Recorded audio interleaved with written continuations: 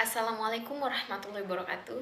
Sebelumnya perkenalkan nama saya Andra Wayopa, NIM 20112500083, dari kelas 4D PIAUD Universitas Islam Negeri Fatmawati Soekarno Bengkulu.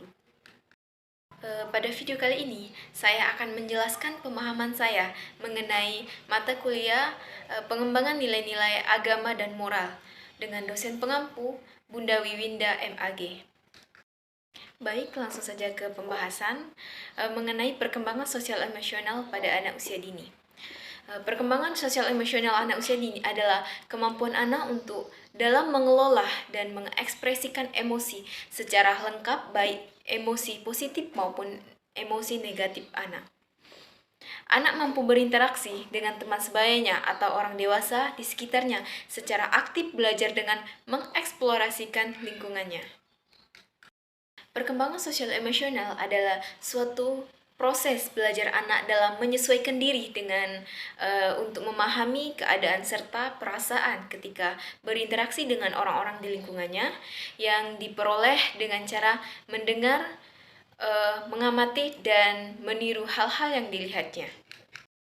Kita sebagai orang tua atau pendidik di sekolah perlu mengetahui karakteristik perkembangan emosional pada anak usia dini.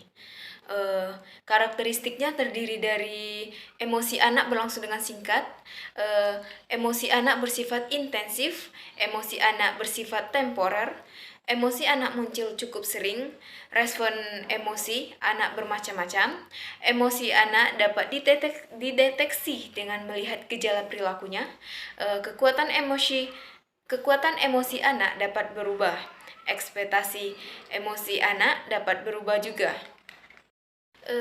Dan juga pada video kali ini saya akan membahas pentingnya perkembangan aspek sosial emosional anak usia dini, yaitu membantu anak untuk mengekspresikan dirinya.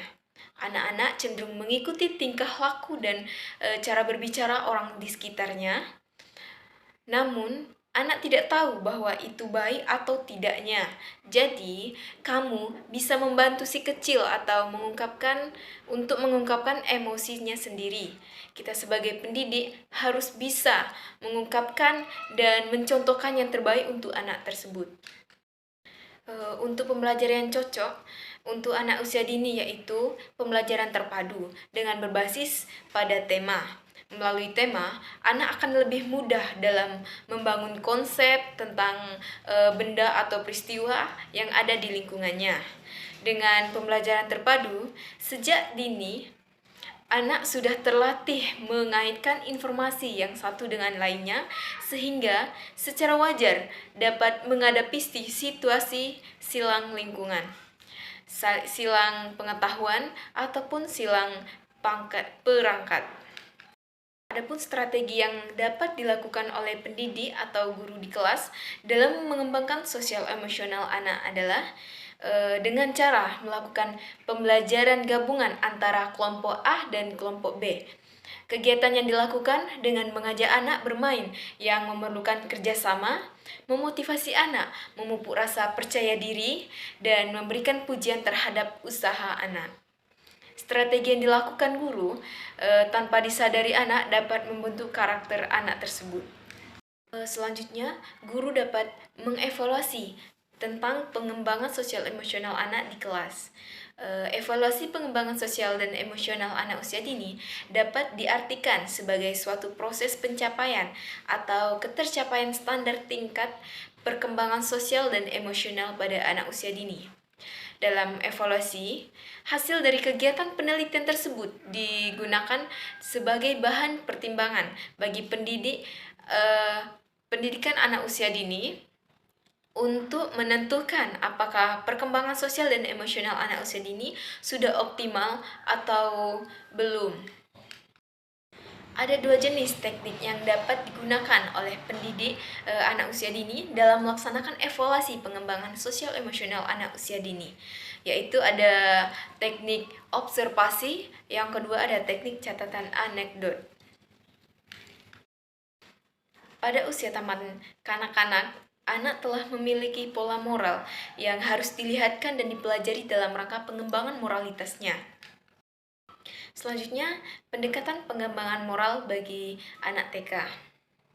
Setiap tindakan pendidik atau orang tua di rumah dalam melakukan suatu kegiatan pendidikan harus dilandasi oleh keputusan yang profesional yang diambil berdasarkan informasi dan pengetahuan.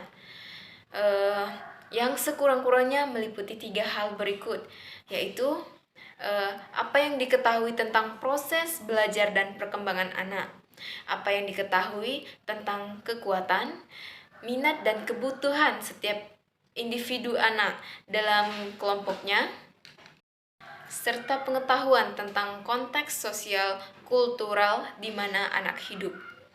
Hal yang perlu menjadi bahan pemahaman para guru dan orang tua dalam rangka menentukan pendekatan yang tepat dalam kegiatan belajar mengajar anak, pengetahuan tentang teknik membentuk tingkah laku pada anak.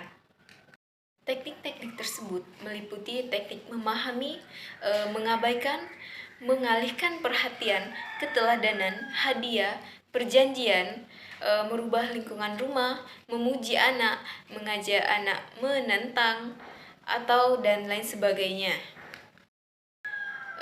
Untuk pengembangan nilai-nilai keagamaan, yang dimaksud itu adalah proses pengembangan nilai-nilai agama yang dianut, yang memiliki keimanan, ibadah, dan akhlak pada anak yang dilakukan dengan sadar, terencana, dan juga bertanggung jawab. Untuk pengembangan nilai-nilai agama anak usia dini atau anak usia TK, bisa berdasarkan dengan tentang kehidupannya sehari-hari. Kita mengajarkan dari dasar-dasar awal agama, yaitu misalnya membaca doa sebelum makan, membaca doa sebelum minum, ataupun membaca doa sebelum tidur. Adapun strategi dan pengembangan keagamaan Islam pada anak usia dini, yaitu pertama ada menanamkan rasa cinta kepada Allah Subhanahu wa taala. Kedua, menciptakan rasa aman. Ketiga, mencium dan membelai anak. Keempat, menanamkan cinta tanah air. Kelima, meneliti dan mengamati. Keenam, menyentuh dan mengaktifkan potensi berpikir anak. Ketujuh, memberikan penghargaan kepada anak. Kedelapan, memberikan pendidikan jasmani dan rohani. Dan kesembilan, teladan yang baik. Selanjutnya, pengulangan dalam proses pembelajaran dan lain sebagainya. Setelah itu, guru atau pendidik bisa menilai atau mengevaluasi tentang penilaian. Penilaian itu melaksanakan pada proses pembelajaran anak usia dini di sehari-harinya. Oleh sebab itu, data yang dikumpulkan harus diperoleh dari kegiatan nyata dan dikerjakan pada anak saat melakukan proses pembelajaran.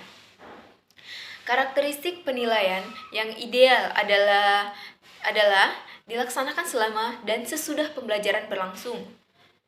Bisa digunakan untuk formatif, formasi, berkesinambungan, terintegrasi, dan dapat digunakan sebagai feedback.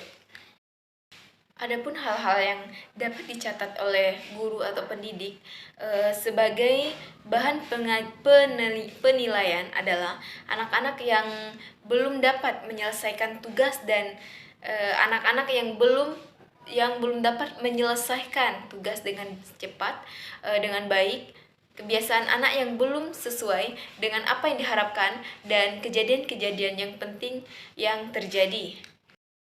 Sebelum pendidik atau guru melakukan penilaian terakhir, terlebih dahulu dilaporkan perkembangan anak secara umum untuk tiap-tiap program pengembangan sosial emosional pada anak usia dini. Untuk laporan secara lisan dapat dilaksanakan dengan bertatap muka dan mengadakan hubungan atau informasi timbal balik antara pihak TK dan orang tua dari isi data anak tersebut.